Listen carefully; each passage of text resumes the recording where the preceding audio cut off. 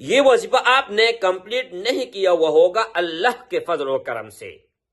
جس غرض کے لیے، جس مقصد کے لیے یہ کرو گے تو وہ کام ہو جائے گا۔ اس سے پہلے انشاءاللہ تعالی تو اللہ آپ کی طرف متوجہ ہوگا، اور ایسا متوجہ ہوگا میرے بھائی کہ جو آپ اپنی زبان سے نکالو گے تو اللہ کے بارگاہ میں فوراً قبول ہوگا، اور اللہ کی طرف فیصلہ آئے گا آپ کے کام کے لیے۔ اب یہ دنیا کا کوئی بھی کام ہو سکتا ہے۔ نحمده ونصلي على رسوله الكريم، اما بعد فاعوذ بالله من الشيطان الرجيم، بسم الله الرحمن الرحيم، السلام علیکم ورحمۃ اللہ وبرکاتہ۔ امید کرتا ہوں کہ سب بھائی اور بہن خیریت سے ہوں گے اور بعافیت ہوں گے، اور جہاں بھی ہوں گے اللہ جل شانہ سب کو خوش رکھے اور آباد رکھے۔ آج کی اس ویڈیو میں ایک عمل، نایاب عمل بتانے جا رہا ہوں، ایک پاورفل وظیفہ۔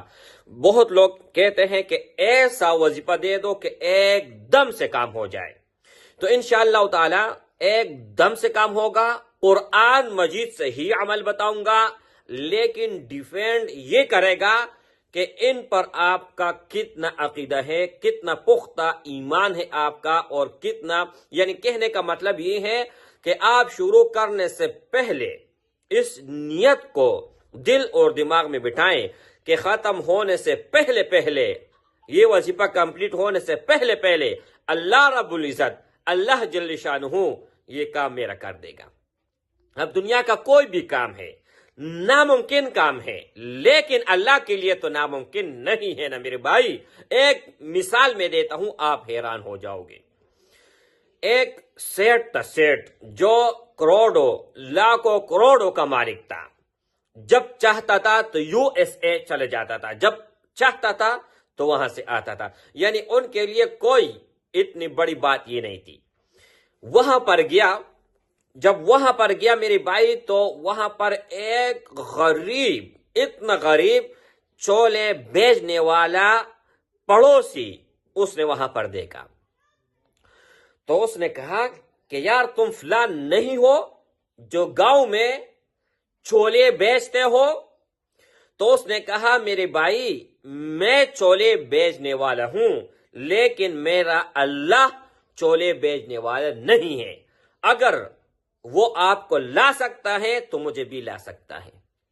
تو میرے بھائی کن فیکون ذات ہے، کن موجودن فیکون موجود۔ اللہ کے لیے کچھ بعید نہیں ہے، کوئی بھی کام اللہ کے لیے مشکل نہیں ہے، اگر مشکل ہے تو ہمارے لیے ہے۔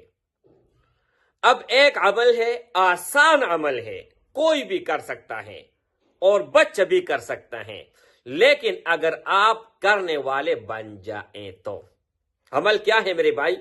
سب سے پہلے آپ نے کرنا یہ ہے کہ اگر آپ وضو میں ہوں گے تو بہت بہتر ہوگا، سونے پہ سہاگا ہوگا، اور اگر آپ کا وضو نہیں ہے تو پھر بھی ٹھیک ہے۔ صرف اور صرف آپ لوگوں نے 21 مرتبہ قبلے کی طرف آپ نے منہ کرنا ہے، آنکھیں بند کر لینی ہے، دل اور دماغ میں اپنا مقصد لانا ہے، اور صرف 21 مرتبہ آپ لوگوں نے سورۃ الفاتحہ پڑھنی ہے، لیکن سورۃ الفاتحہ جس طرح میں بتاتا ہوں اس طرح آپ نے پڑھنی ہے۔ وضو کرنی ہے، قبلے کی طرف منہ کرنا ہے، اول اور آخر کم از کم 5 مرتبہ درود شریف، اور زیادہ سے زیادہ آپ 21 مرتبہ بھی پڑھ سکتے ہیں۔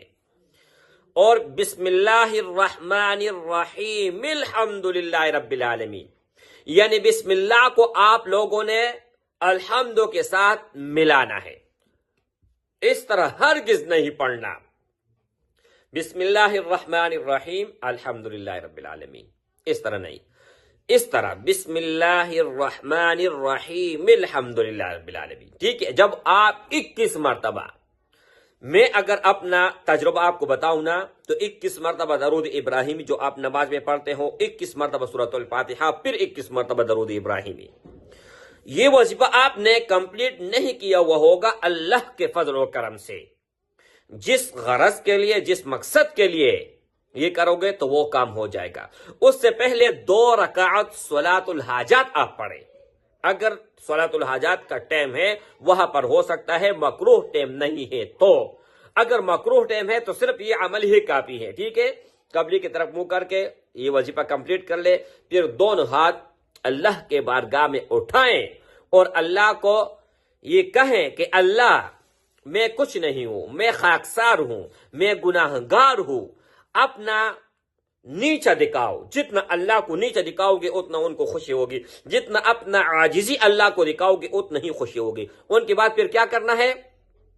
اللہ تو غفور الرحیم ہے، تو کریم ہے، تو مہربان ہے، تو قہار ہے، ستار ہے، غفار ہے، جبار ہے، تو رحم کرنے والا ہے، تو بخشنے والا ہے، تو مہربان ہے، تو دنیا پر رحمان ہے، آخرت میں رحیم ہے۔